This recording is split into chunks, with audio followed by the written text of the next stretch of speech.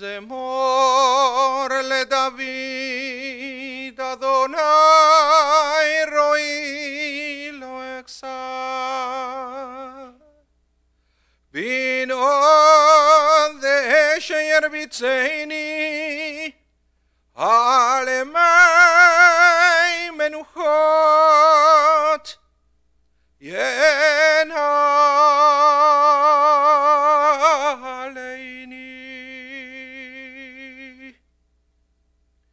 Nafshi Yeshovev Yanecheni V'makli tzedek Lemon Shemo Gam Ki Elek V'keitzal Mahavet Lo Idara Ki Ata Himadi Shivtecha Umishanetecha Hema Yenachamuni Taharach Lefanai Shulchan Neged Zorerai Dishan Tavashem en Roshi Kosi Revaya Achtov Vachesed Divuni Kol Yemei Chayai Veshavti Bebeit Adonai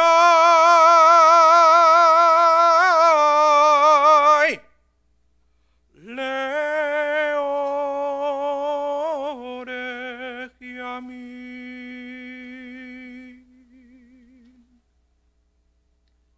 The words of the 23rd Psalm, Psalm of David. Adonai is my shepherd, I shall not want. Giving me repose in green meadows, leading me beside the still waters to revive my spirit, guiding me on the right path, for that is God's essence.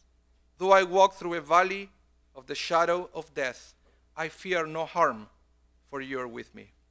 Your staff and your rod comfort me. You prepare a banquet for me in the presence of my foes. You anoint my head with oil, my cup overflows. Surely, goodness and kindness shall be my portion all the days of my life, and I shall dwell in the house of Adonai forever. So we all gather here this afternoon, sadly to say goodbye to Ken Halprin Z, who was known to the Jewish people as Reuven ben Yosef ben Rachel, Zichrono Libracha, of blessed memory. The son of Joseph and Ray Halprin, of blessed memory. The husband of Elise Halprin for some 68 years. The brother of Ed and Bill Halprin, of blessed memory. The father of Susan Halprin, Brian Klein, David Halprin, Linda Redman, and also the late Tracy Ellen Halprin, Zichrono Libracha.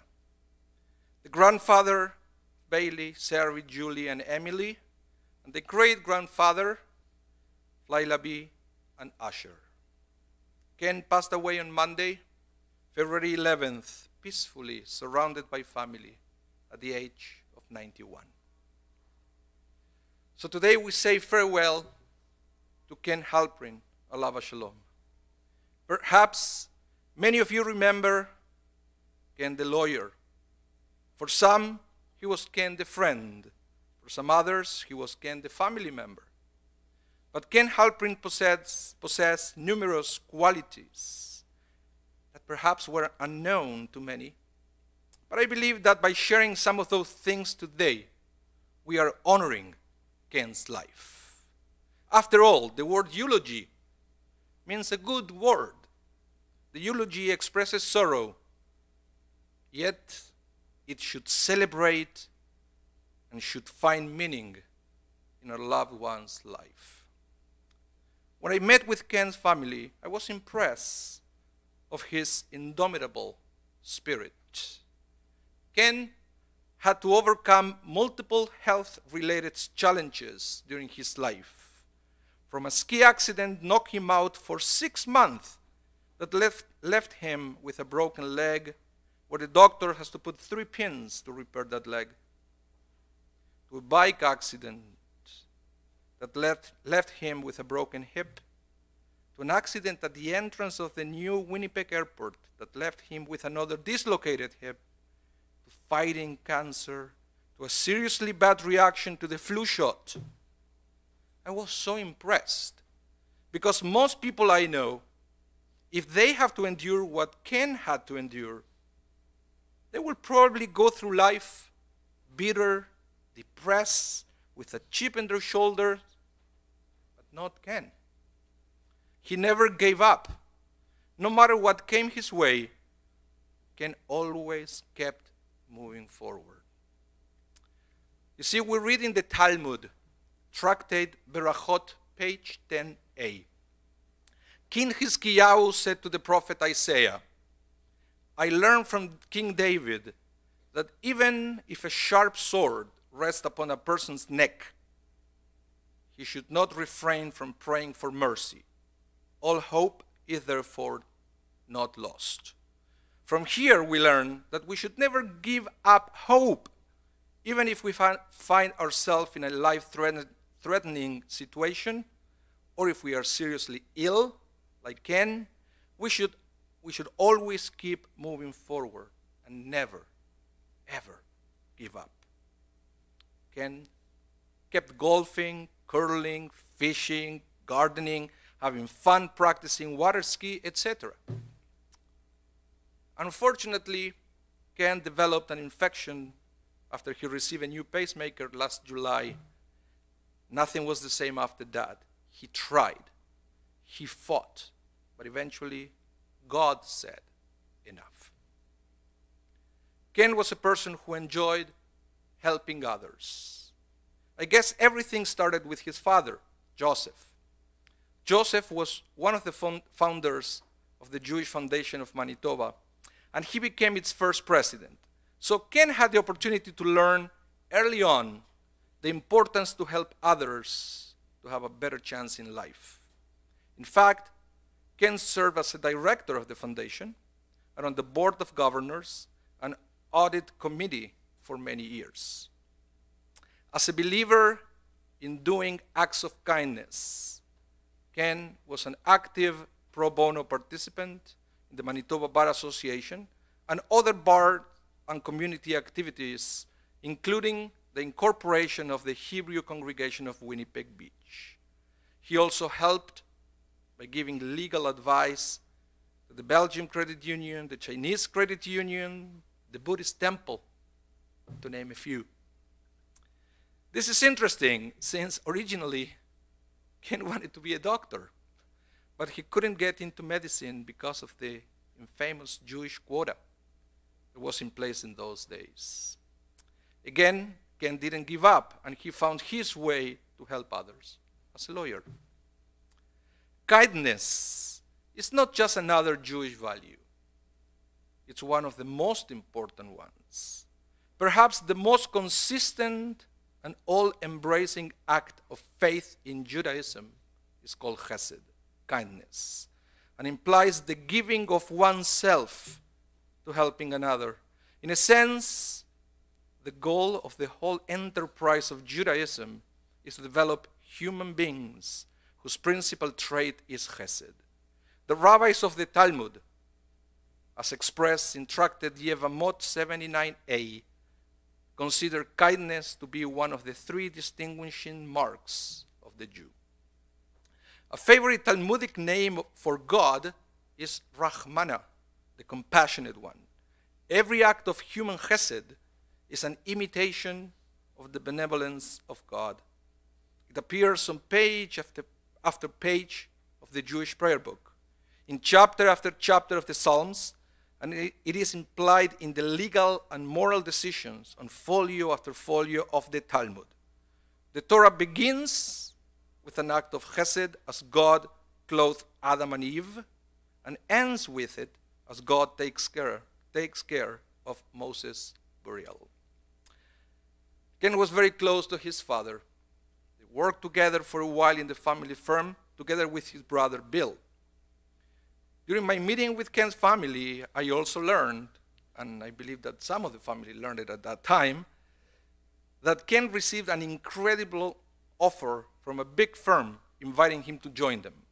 But he turned the offer down to stay and keep working close to Joseph, because family was extremely important to Ken.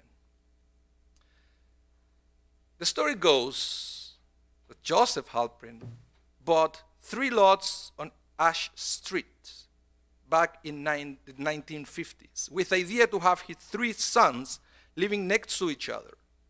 Well, it happened that Ed and Bill weren't as excited with the idea of living next to each other as Ken was. Ken was the only one out of the 3 siblings taking one of the lots. He took the property in the middle, but at the end everything turned to be okay since the other 2 lots were purchased by the Diners brothers, Ken's first cousins, so his dream to live next to family was still intact. This way they had the chance to spend lots of time together in Winnipeg and also in Winnipeg Beach. Ken really enjoyed coming to the Shari Zedek. He came as much as he could. He even celebrated here his second bar mitzvah. Ken and Elise grew up in the same area of Winnipeg, mingling with the same group. They fell in love with each other and got married on January 17th, 1961. They just celebrated 68 years of marriage and had the opportunity to have a family dinner together. Ken was strong enough to join the family to celebrate at Ray and Jerry's. He walked into the restaurant proud and tall, no wheelchair, just his walker, to celebrate 68 years of unconditional love. Ken enjoyed quality time almost to the end, with his grandchildren singing for him at the hospital this last Sunday, and having family by his side until his last breath. We will now have the opportunity to hear some more words to honor Ken's memory from his granddaughters, Bailey, Sari, and Julie. I would like to invite you to come forward to share your words with us.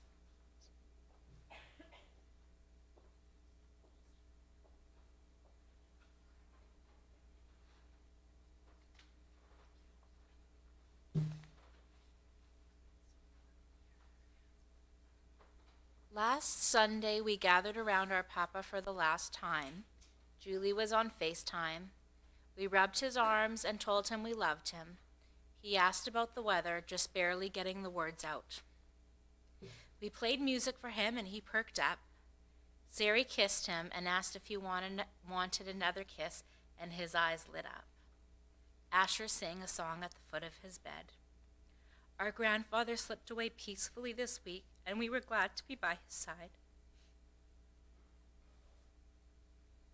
At 91, he knew he was loved and attended to by his extended family, having just enjoyed dinner at Ray and Jerry's with loved ones and Halprin cousins, in honor of his 68th wedding anniversary with our grandmother by his side. Our beautiful grandmother has been and still is the pillar of strength through the sweetness of life and the sorrow. Always the epitome of grace. Lucky is an understatement. He was blessed to have our grandmother for the past 68 years. We will remember our grandfather for marching to the beat of his own drum, for his strength and perseverance through challenges. We will remember him for his wit and sense of humor, although at times he was the only one laughing at the jokes. We will remember him for his intellect, his insatiable curiosity. He was always reading and clipping articles for anyone in his life he thought would enjoy them. In fact, he left a clipping in the safety deposit box for my grandmother in an envelope that said, "If I go first." The article, dated 1997, is about women finding luck and love in relationships with younger men. The small note read, "I thought this would be good for a giggle. With love, Ken." He was always supportive of our academic endeavors, achievements, even traveling to Toronto and Chicago to be present for our graduations and to host celebratory dinners, even in the most recent years when those trips were physically taxing on him. We will remember fondly the family dinners and our times in Florida and at Winnipeg Beach. Our grandfather fostered in us the values of philanthropy, family, Jewish tradition, a love of music, and of lifelong learning. We are grateful to have had him in our life and will miss him very much. We love you, Papa.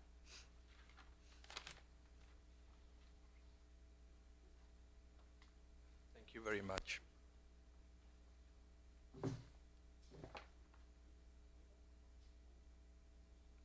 May the memory of Ken Halprin be a source of inspiration and blessing for all. Please rise for the El Maleh Rachamim prayer.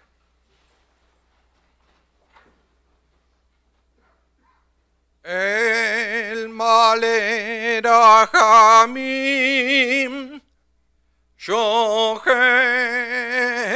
Bameroimim Hametze Menucha Nechona Tachat Kanfei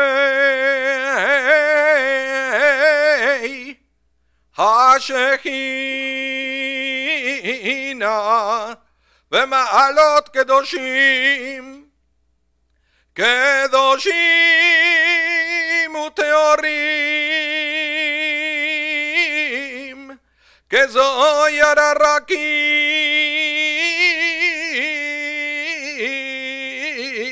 Mazirim Et Nishemat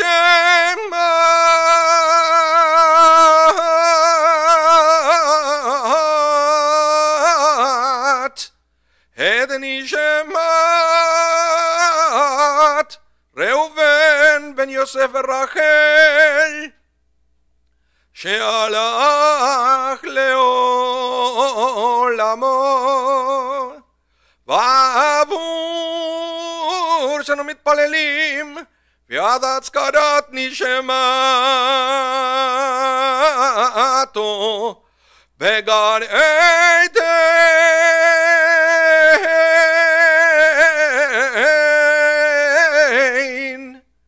בגן עדן תהי מנוחתו לכם בלרחמים אז תראיו בסדר כנפיו לעולמים וצרור בצרור החיים החיים את נשמתו אדוני ונחלתו וינוח בשלום על משכבו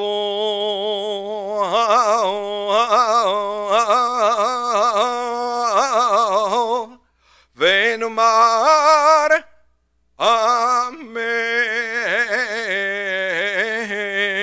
Amen. Exalted, compassionate God, grant infinite rest in your sheltering presence among the holy and pure to the soul of Ken Halprin, who has gone to his eternal home. Merciful One, we ask that our loved one find perfect peace in your eternal embrace. May his soul be bound up in the bond of life. May he rest in peace. Let us say, Amen. You may be seated.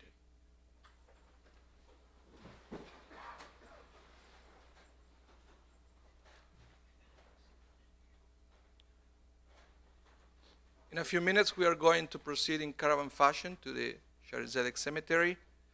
But, given the circumstances of the weather, please feel free to stay here. You don't have to come to the cemetery. It's totally fine if you wait here because we are coming back for the meal of consolation anyway. And if you are coming to the cemetery, please remember that we are going in caravan fashion. It means you have to turn on your four-way flashers. Please stop at red lights and stop signs along the way. Meal of Consolation is going to be here at Shai Zedek. The Shiva is going to be observed tonight, tomorrow, and Friday. Tonight from 7 to 9 p.m.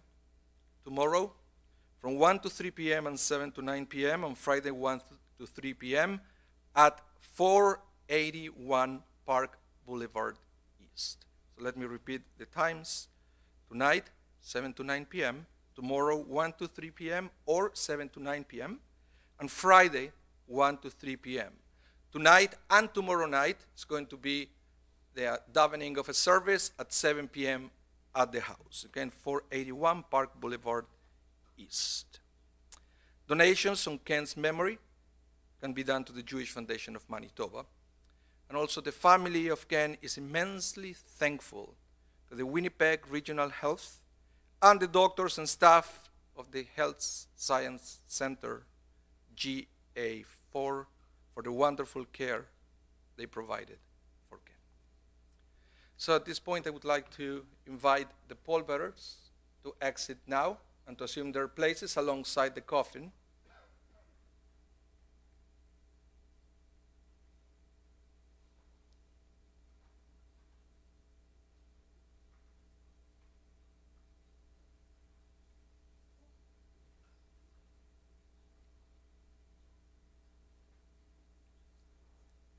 And the family exits now to proceed to their transportation.